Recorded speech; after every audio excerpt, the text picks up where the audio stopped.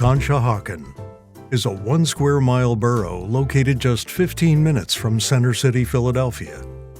Fayette Street is a rich mix of residential homes, small businesses, restaurants, and corporate giants, all feeding into the success of the Conshohocken community. The borough was incorporated on May 15, 1850. 24 years later, in 1874, a group of dedicated residents determined that the formation of a fire company would be in the best interest of the community. This is the story of the Washington Hose and Steam Fire Engine Company No. 1, known as Washies.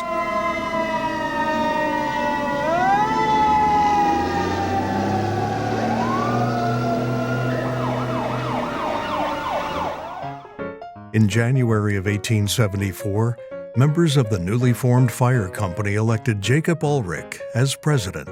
Mr. Ulrich also served as the town burgess from 1900 to 1902.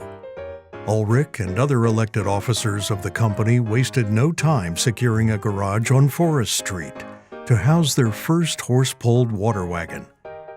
Following several fundraising events, company members were able to purchase a second-hand clap fire engine, complete with a horse carriage and 1,000 feet of hose from the Fame Hose Company No. 1 of Wilmington, Delaware, for $3,000.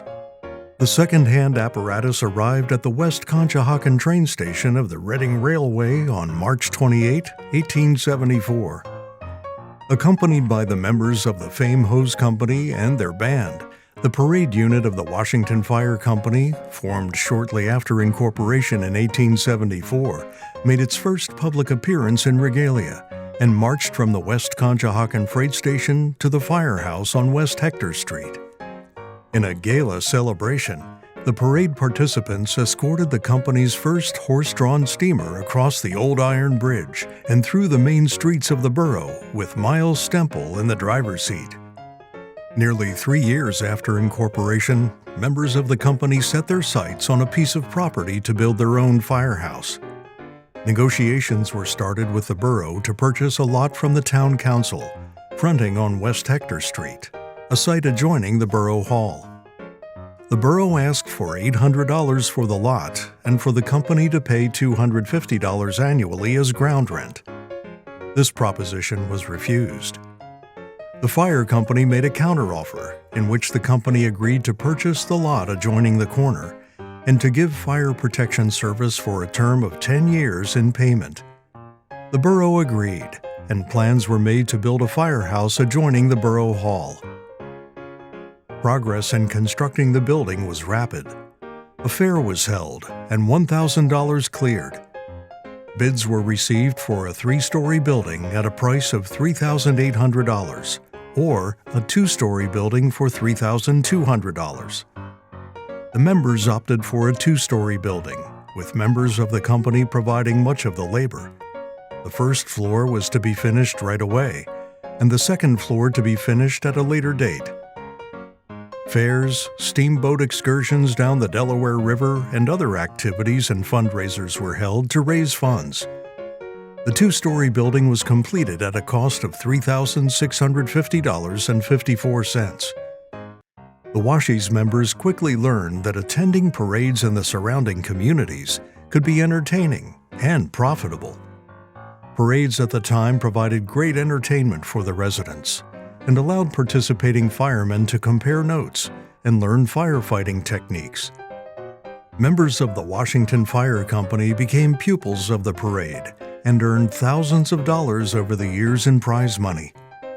Washington firemen in 1900 posed for a photograph in the basement of the firehouse following a parade, showing off their prized first-place finish. Fire companies were judged on presentation, dress, and marching perfection. The Washington Fire Company had 2 rules on parade days: show up on time, and never could you have a drink before the parade. A few of the early members seen here include Jones, Stemple, McCarter, Mason, Shaw, Garnett, Dunlap, Bailey, and Stott. By 1900, the Washington Fire Company had added some much-needed equipment, like the 3 firefighting wagons and 5 horses seen here, preparing for a parade. Although the fire company owned 2 horses for a short period of time, it became too expensive to house and maintain the animals, so they eventually sold the horses and made agreements with several nearby farmers for the use of their horses for fires and parades. In 1915, those horses and wagons were definitely needed when the Washies were called upon to help battle an out-of-control fire at Beaver College, today's Arcadia University in Glenside, Pennsylvania, more than 15 miles away. In 1908, it was decided to add a 3rd story to the building to provide a much-needed public hall for the community, and to also provide a means for additional revenue for the company. The company did not have the funds to make the addition, but as it was badly needed, Miles Stemple agreed to supply the funds, accepting only the company's word in recognition of the obligation. The addition was built at a cost of $10,000. Once again, firemen of the Washington Fire Company provided the labor, as they did for the original 2 stories of the building.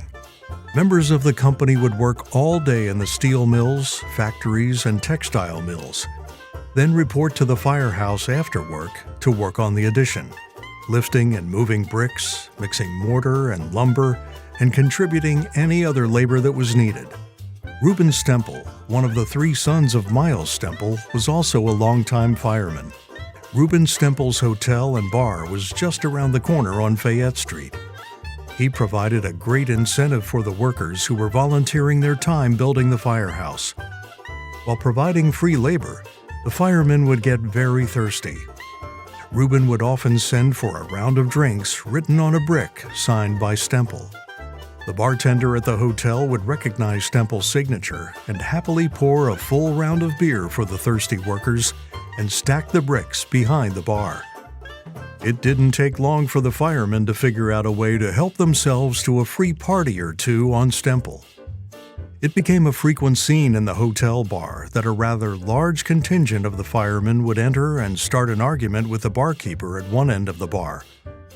While the barkeeper engaged in a verbal tussle with the men, a few of the firemen would slip behind the bar and retrieve a few of the bricks with the coveted chalk markings that read, "Good for a few beers, RS." Before long, the workmen had their own stash of bricks that proved as good as any credit card given in a bar today. Motor firefighting apparatus was being gradually adopted by the departments in the large cities, and members of the Washington Fire Company believed that the response time to a fire would be greatly reduced with a motorized fire truck. In the summer of 1914, a gasoline fire engine was purchased, and on October 7, 1914, the new Type 12 combination pumper and chemical fire truck arrived at the station.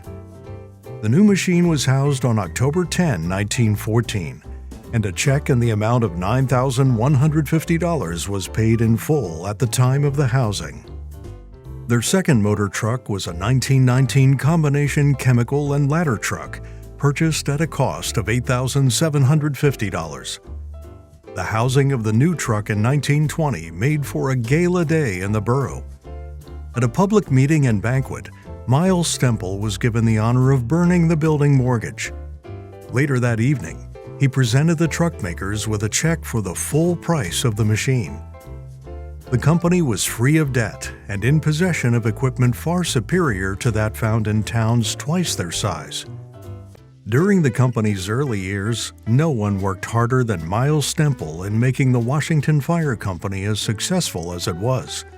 On May 30, 1920, Stemple was severely injured in a fire at the Moose Home, and yet he never missed a fire up until his death a year later. Miles Stemple passed away on August 20, 1921, from liver trouble and other complications. Stemple was a man of rare achievement, as his name was known in many states for his ability and knowledge on firefighting. He served on the Conshohocken Council from 1905 until 1919, when he decided not to run for the council seat again. He was praised as chairman of the Trees and Pavements Committee, along with a long list of lifetime achievements. Although Miles died a year after sustaining injuries at the Moose Home fire, it was declared that he died from those injuries, making him one of 2 Washington firefighters to die in the line of duty. Ed Lobb also died in the line of duty while answering a fire alarm. Miles Stemple is buried at the Riverside Cemetery in Norristown with his wife Margaret. In 1924, celebrating 50 years of service to the community, Washies invested in yet another truck, a more powerful combination pumper and chemical motor truck with a capacity of 1,000 gallons of water per minute. The 1924 pumper truck is still in possession of the fire company, celebrating 100 years of service as of 2024. During Hurricane Agnes in the summer of 1972, the 1924 pumper worked for more than 40 hours straight, pumping out the basements of flooded residents and many of the factories along the river. As an antique showpiece, the truck has appeared in hundreds of parades over the years. Just a few years after purchasing the 1924 pumper truck, it was put to an extreme endurance test. Members of the Washington Fire Company would take part in battling the worst fire in the company's 150-year history. At 6:45 p.m. on January 28, 1928, with more than a foot of freshly fallen snow on the ground, the fire alarm sounded at the Washington Fire Company's headquarters. There was a fire at Villanova University, located on Lancaster Pike in Villanova. Washies responded with 6 firemen, including driver Jesse Stemple. When Washies arrived at the campus, it was sheer chaos. The fire was one of the most spectacular ever seen in this vicinity. It illuminated the sky for a radius of many miles. The fire started at the northeast corner of the series of buildings and quickly broke through the roof, then streamed in a long plume of flame over Monastery Hall and the Church of St. Thomas. Stemple and Johnny Rigg, also of the Washington Fire Company, determined that they should position their truck alongside the St. Thomas Church. Although the flames weren't close to the church when they arrived, they believed the wind would soon send the flames their way. This was an important and decisive decision.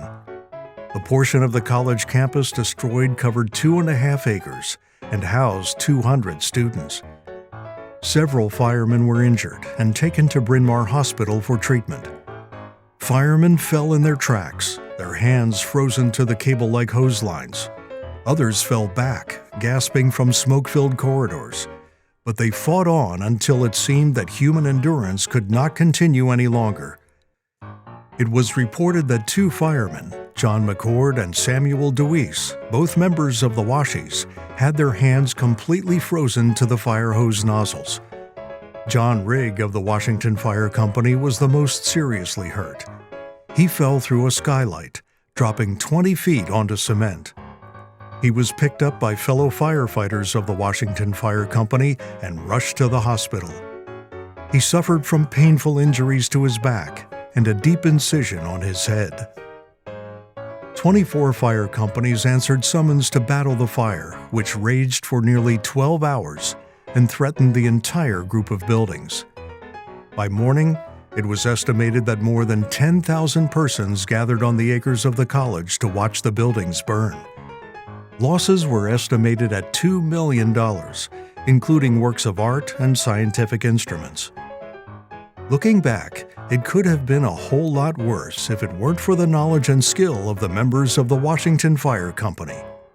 There were many devastating fires to follow, including the 1936 fire at Campbell's Furniture Store, once located at the corner of East Hector and Ash Streets.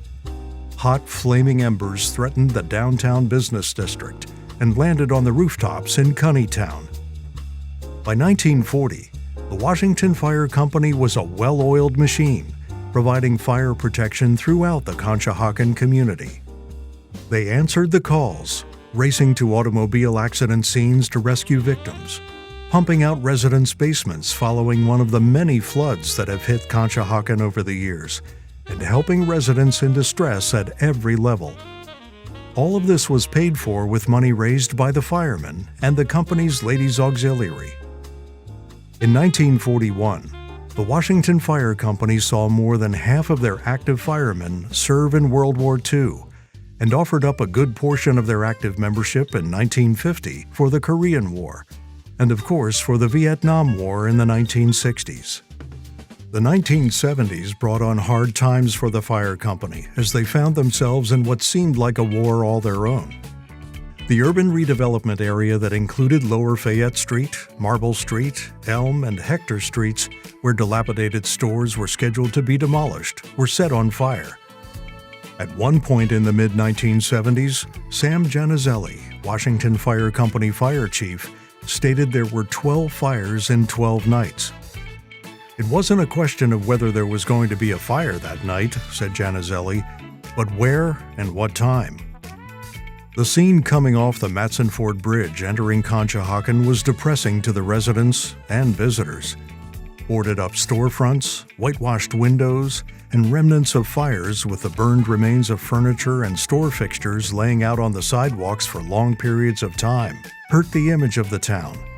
And yet, the Washington Fire Company worked to maintain a positive image of the borough. Ironically, while the Washington Fire Company was working to save the lower end of town, the urban redevelopment powers that be were working on taking their firehouse away from the firemen for the purpose of urban redevelopment. Following a decade of legal battles in and out of the courts, the fire company succeeded in keeping the firehouse from being demolished.